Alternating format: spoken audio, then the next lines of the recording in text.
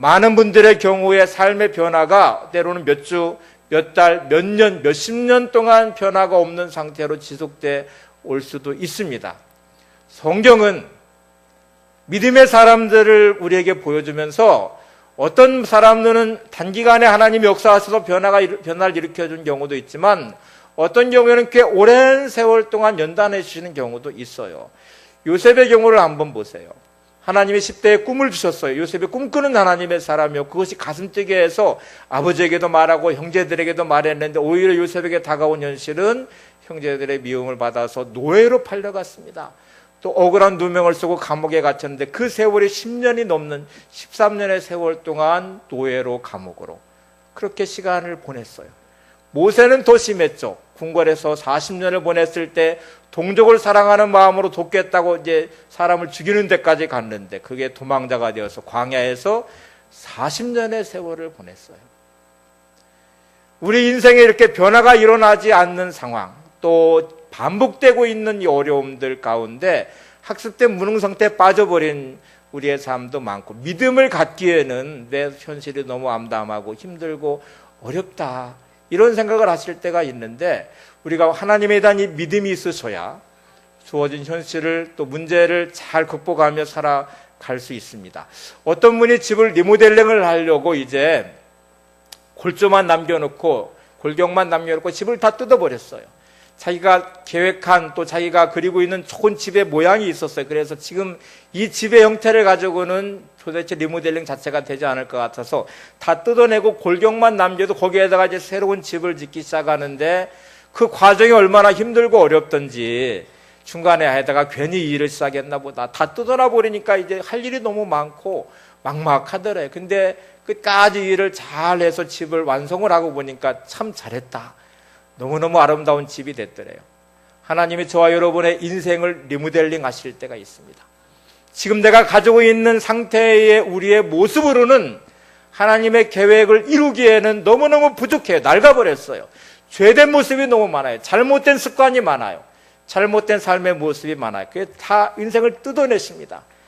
골격만 남겨놓으세요. 내 인생의 골격만 남겨놓으시는 그 과정이 내게는 너무너무 힘들고 어려운 시련이고 고통이고 경제적인 어려움일 수 있고 몸의 질병일 수 있고 환경의 어려움일 수 있어요. 그래서 그런 어려움을 당할 때마다 왜 내 인생은 갈수록 이렇게 안 될까?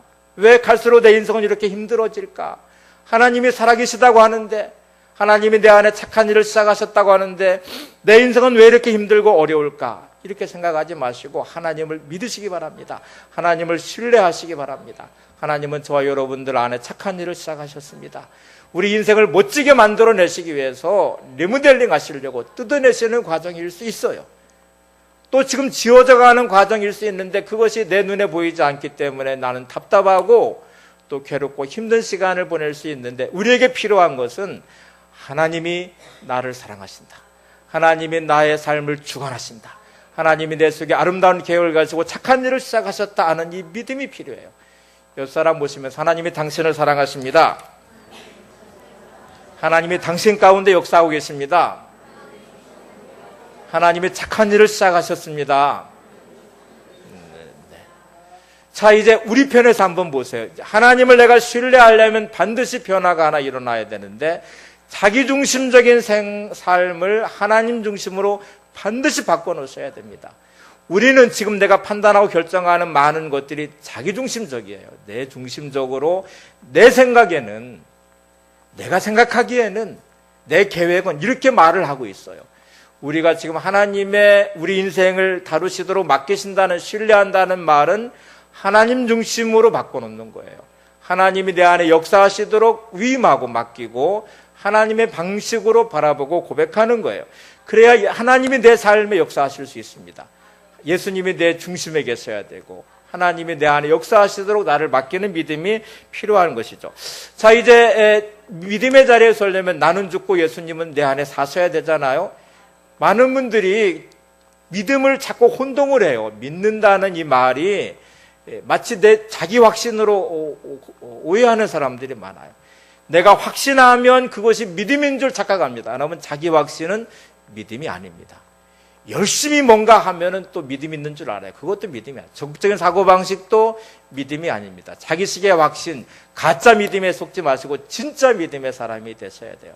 이게 진짜 믿음의 사람이 된다는 것은 하나님의 방식으로 생각하고 하나님의 방식으로 말하고 하나님의 관점으로 바라보는 것을 의미해요. 조지 밀러는 이런 말을 했어요. 믿음에 대해 아주 중요한 표현을 했는데, 걱정이 시작되는 자리는 믿음이 끝나는 자리다. 여러분이 걱정하고 염려하는 자리는 믿음이 끝장나버린 자리, 거기는 믿음이 없어요. 참 믿음이 시작되는 자리는 걱정이 끝나는 자리다. 여러분, 내가 믿음의 사람인가요? 그러면 걱정, 염려를 끝내셔야 됩니다.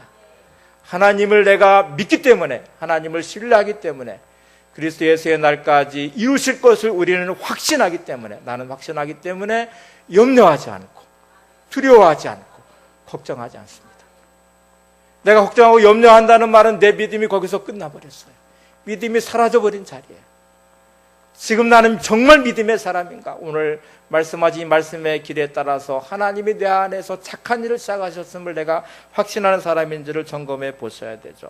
자, 이제 그러면 믿음의 정의가 많이 달라집니다. 믿음은 환경과 문제를 내 열심으로 풀어가는 것을 말하지 않아요. 자기 확신도 말하지 않고 적극적인 사고방식도 말하지 않아요. 믿음은 생각을 바꾸는 것입니다. 환경과 문제는 내가 해결하는 것이 아니라 하나님이 해결하시는 것입니다. 그래서 하나님을 신뢰하고 주어진 내 삶을 믿음으로 살아가는 것인데, 그러면 내게 주어진 삶의 문제를 바라보는 생각이 바뀌고 관점이 달라져요. 바라보는 방식이 달라져요. 지금 나는 실패하고 힘들고 어려워도 내 안에는 소망이 가득 찰 것입니다. 하나님을 바라보는 믿음이 있기 때문에 생각하는 게 다르고 말하는 게 다르고 행동하는 게 달라요. 하나님을 의지하기 때문에 주어진 삶을 내가 담대하게 확신을 가지고 오늘도 살아갈 수 있는 것이죠. 로널드 롤하이저라는 분이 믿음에 대한 아주 중요한 정의를 하나 우리한테 내려줬어요. 한번 화면 통해서 같이 보세요. 시작. 믿음은 하나님이 계시며 그분이 우리를 돌보고 계시다는 확실성 여부를 추구하는 것이 아니다. 확신은 믿음의 진정한 구성 요소가 아니다. 믿음은 사물을 바라보는 방식이다. 믿음은 우리의 시력을 바꾸어 삶의 현실과 그 가운데 있는 모든 것, 일과 관계, 가족, 사랑, 상처, 갈망, 실패, 죄, 고통, 죽음 등을 죄, 영원과 무한의 지평선에서 바라보게 한다. 믿음의 눈이 있으면 일상 가운데에서 눈부시게 빛나는 하나님의 영광을 볼 수 있다. 자, 믿음은 하나님이 계시다는 확실성 여부를 추구하는 게 아니래요. 여러분, 믿음이 있다는 말은 하나님은 살아계신가? 내가 그것을 믿어. 그게 믿음이 아니라는 말이에요. 믿음은 하나님이 계신 거를 그거는 기본이고요. 그거를 신뢰하면서 바라보는 관점이 달라지는 거예요. 바라보는 방식이 달라지는 거예요.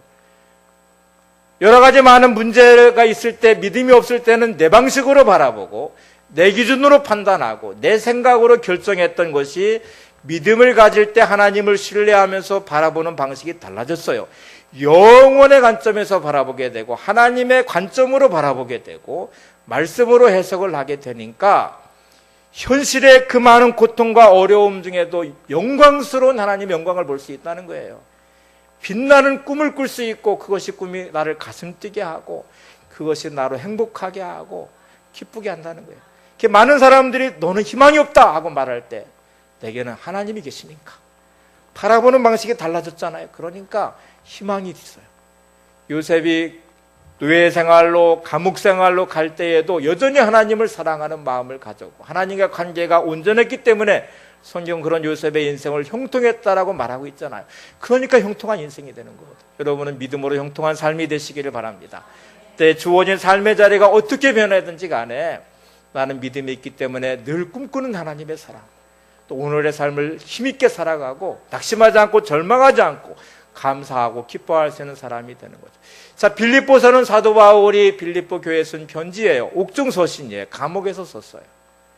나이가 많이 들어서 죽음이 임박해 있는 이 현실 앞에서 감옥에 갇힌 이 비참한 상황 가운데 사도 바울은 편지를 쓰고 있습니다. 그런데 빌립보서에 보면 기뻐하라는 말, 감사하라는 말이 많이 나오잖아요. 감옥에 갇혀 있는 바울, 죽어가고 있는 바울이 빌립보 교인들 향해서 기뻐하라고 말하면서 오늘 이 말씀도 하고 있습니다. 너희 안에 착한 일을 시작하신 이가 그리스도 예수의 날까지 이루실 줄을 우리는 확신하노라.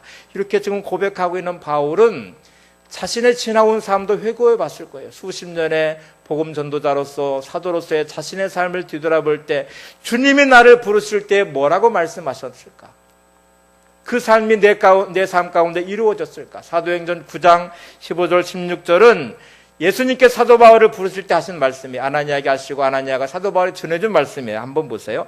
사도행전 9장 15절 16절 시작. 이 사람은 내 이름을 이방인과 임금들과 이스라엘 자손들에게 전하기 위하여 택한 나의 그릇이라. 그가 내 이름을 위하여 얼마나 고난을 받아야 할 것을 내가 그에게 보이리라. 하나님이 사도 바울을 택하실 때 이방인에게, 임금들에게, 권세자들에게, 이스라엘 백성들에게 복음을 전하는 전도자로 사도로 택하셨다고 말씀하시면서 나를 위하여 많은 고난을 받을 것이라고 말씀하셨습니다. 실제로 사도 바울은 전도자가 됐습니다. 그리고 이방인들에게 복음을 전했습니다. 총독들에게도 복음을 전했고요. 헤롯 왕에게도 복음을 전했고 로마의 황제 가이사 앞에 서서도 복음을 전했을 것입니다. 그리고 사도 바울은 많은 고난을 받았어요. 주님이 말씀하신 사도 바울 안에 착한 일을 시작하셨고 그 착한 일을 시작하신 하나님께서 사도 바울의 인생을 온전히 이루어 가셨어요. 바울은 그래서 이 말씀이 그 안에 있었기 때문에 빌립보서 말씀을 통해서 빌립보 교회에게 너희들 안에 착한 일을 시작하신 이가 이렇게 말씀할 수 있었고 그리스도의 날까지 이루실 줄을 확신한다고 선언할 수도 있었고 자신의 삶에도 그런 하나님의 은혜가 있었기 때문에 많은 환난과 핍박과 어려움과 고난을 당했지만 두려워하지도 않았고 염려하지도 않았고 낙심하지도 않았습니다. 여러분, 하나님이 여러분들 가운데 계십니다. 여러분들 안에 착한 일을 시작하셨습니다. 다시 옆에 분 보시면서 하나님이 당신 안에 착한 일을 시작하셨습니다. 사도 바울이 이렇게 살 수 있었던 것은 자기 안에 능력 때문이 아니에요. 바울은 물론 많이 배운 사람이었고 가말리엘 문화에서 최고의 학문을 배웠고요. 신분적으로도 유대인 중에 유대인이고 바리새파이고 로마의 시민권자이기도 했습니다. 그러나 사도 바울은 이거를 모두 다 배설물처럼 여겼대요. 바울의 삶의 능력은 하나님께로부터 온 능력이었습니다. 하나님이 주신 능력으로 살아온 삶이었어요. 바울의 인생은 온전히 하나님을 신뢰하는 믿음으로 이루어낸 삶이에요. 우리의 삶은 믿음으로 만들어가는 삶이 있어야 됩니다. 서커스에 보면은 링에 불을 붙여놓고 사자나 호랑이를 그 링 안으로 통과시키게 하는 장면이 있어요. 요즘에는 동물학대가라는 이제 그런 말들 때문에 이게 다 사라져버린 것 같아요. 근데 예전에 우리가 보면 그렇게 둥그런 링에 불을 붙이고 사자나 호랑이들이 그걸 뛰어서 넘는 장면이 있잖아요. 동물학자들은 털이 있는 이 짐승들은 본능적으로 불을 무서워하게 되어 있습니다. 절대로 훈련을 통해서 이게 불가능하다는 거예요. 동물은 본성을 뛰어넘을 수가 없습니다. 동물이 이성적으로 생각하고 그렇게 판단하고 결정하는 게 아니에요. 본능에 따라 행동하는 게 동물들인데 링에다 불을 붙여내면 절대로 이 링을 통과할 수가 없대. 근데 실제로 사자나 호랑이가 통과를 하거든요. 그러면 이게 도대체 어떻게 된 건가? 딱 한 가지 이유가 가능하대요. 뛰어넘을 수 있는 것은 조련하는 조련사에 대해서 신뢰가 생기면, 믿음이 생기면 본성으로는 본능으로는 불가능한데 조련사를 신뢰하면 시키는 대로 한다는 거예요. 그게 가능하다. 그건 훈련으로 된 게 아니라 신뢰관계가 형성되면 가능하다는 거거든요. 그래서 사자나 호랑이가 반드시 링을 뛰어넘을 때 조련사의 눈을 바라보고 뛰어넘는다고 합니다. 우리는 본성을 뛰어넘기가 어려워요. 여러분, 저나 여러분들은 주어진 삶의 자리에 내 본성이 작용하면 이기적인 마음이 작동하고요. 염려나 두려움이 너무나 자연스럽게 생겨요. 이거를 뛰어넘기가 쉽지가 않아요. 그런데 하나님을 신뢰하면, 믿음이 있으면 그 믿음은 본성을 뛰어넘게 할 것입니다. 내 환경을 뛰어넘게 하시, 내 생각을 뛰어넘어서 하나님의 사람으로 온전한 삶을 살게 할 것입니다. 여러분의 삶의 자리가 믿음의 자리가 되도록 하나님을 신뢰하는 하나님의 사람들이 되시기를 바랍니다. 지금 내가 아무리 힘들고 어렵다고 해도 하나님이 내 안에 역사하고 계시지. 하나님이 나를 인도하고 계시지. 하나님의 계획이 내 안에 있지. 내가 이거를 믿고 오늘도 믿음으로 살아서 두려워하지 않고 염려하지 않고 낙심하지 않고 온전한 마음으로 사는 것이죠. 사도 바울이 데살로니가전서 5장 24절에서 이렇게 외쳐요. 너희를 부르신 이는 미쁘시니 그가 또한 이루시리라. 너희를 부르신 이는 미쁘시다. 여러분을 부르신 하나님은 신실하십니다. 믿을만 하신 분이십니다. 절대 우리를 속이는 분이 아니십니다. 그렇기 때문에 약속하신 것을 반드시 이루실 것입니다. 우리 안에 계획하신 것, 우리 안에 꿈을 담아놓으신 하나님의 일들을 반드시 하나님은 이루어 가실 것입니다.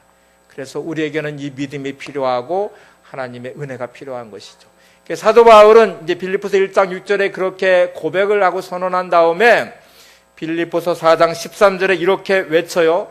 내게 능력 주시는 자 안에서 내가 모든 것을 할 수 있느니라.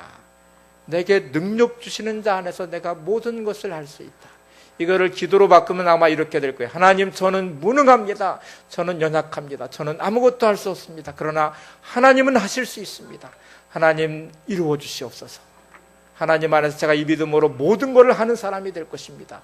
이렇게 이제 기도하는 내용이 되겠죠. 이 고백 안에는 세 가지 아주 중요한 의미가 들어있어요. 내게 능력 주시는 자 안에서 내가 모든 것을 할 수 있느니라는 이 선언 안에는 첫 번째는 나는 할 수 없다는 자기 무능의 고백이 그 안에 들어있어요.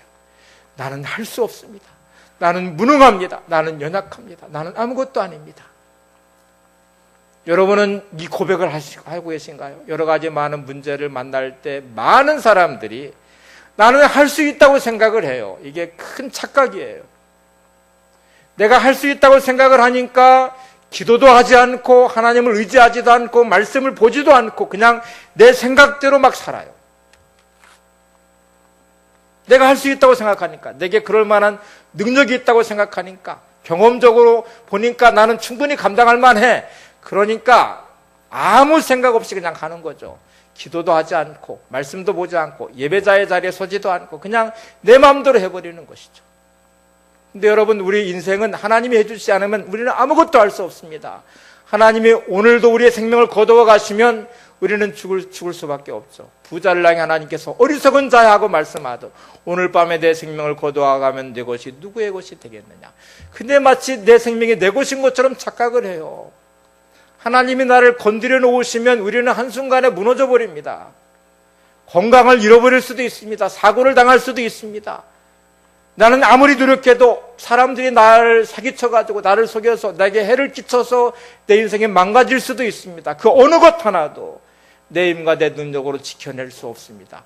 우리는 무능해요. 무지하고 연약해요. 나는 할 수 없어요. 이게 진실한 고백이에요. 근데 여기서 멈추면 큰일 납니다. 여기서 멈춰버리면 낙심하고 절망하고 인생 비관하는 대로 가기 때문에 반드시 두 번째 단계로 넘어가야 돼요. 하나님은 모든 것을 하실 수 있습니다. 한번 따라서 해보세요. 하나님은 모든 것을 하실 수 있습니다. 어떤 문제를 만나든지 어떤 환경 가운데 있든지 첫 번째 고백은 하나님, 저는 할 수 없어요. 저는 연약해요. 저는 무능해요. 그러나 하나님은 하실 수 있습니다. 하나님은 전능하신 하나님이십니다. 하나님은 능력의 하나님이십니다. 하나님은 나를 사랑하십니다. 이런 믿음이 있으셔야 되죠. 하나님은 하실 수 있습니다. 이렇게 고백하고 세 번째는 하나님 이루어 주십시오. 응답해 주십시오. 이 문제를 해결해 주십시오. 이렇게 기도하고 확신하는 자리에 가야 돼요. 그래서 이게 바울의 고백이 내게 능력 주시는 자 안에서 내가 모든 것을 할 수 있느니라. 이렇게 고백하는 거예요. 여러분, 이 믿음으로 오늘도 살아가시고 승리하시는 삶이 되시기 바랍니다. 하루하루가 좀 가슴 벅참 하나님이 주신 꿈을 따라서 온전하게 살고 환경이 어떻게 변해가든지 간에 내 안에 확신은 변치 않고 믿음은 변치 않고 그래서 날마다 기쁨과 감사함으로 살아가는 삶이 되어야 되죠. 허드슨 테일러가 중국의 선교사로 평생 사역하신 분인데 많은 어려움들이 있었어요. 고비고비도 많았고 힘든 시간도 많았는데 평생 이 사명을 잘 감당해서 선교 사역을 잘 마치었습니다. 그리고 그 삶이 너무나 행복한 삶이었어요. 사람들이 물었어요. 선교사님은 도대체 어떤 비결이 뭡니까? 평생 지치지 않고 사역을 잘 감당하시고 그렇게 행복한 사역이 될 수 있었던 비결이 뭡니까? 허드슨 테일러의 고백을 제가 마지막 말씀으로 한번 좀 보겠습니다. 화면 보세요. 시작. 제 헌신과 행복의 비결은 하루를 어떻게 시작하느냐에 달려 있습니다. 연주자는 음악회가 시작되기 전 악기를 조율합니다. 음악회가 끝난 뒤 조율한다면 그 사람은 어리석은 사람입니다. 저는 하루가 시작되는 새벽의 시간에 하나님의 뜻에 내 뜻을 맞추는 일부터 합니다. 그리고 하나님을 통한 기대로 하루를 시작합니다. 제 헌신과 행복의 비결은 하루를 어떻게 시작하느냐에 달려 있습니다. 아주 좋은 비유를 하나 했어요. 연주를 하는 연주자가 악기를 연주회가 끝난 다음에 조율하거나 튜닝하지를 않아요.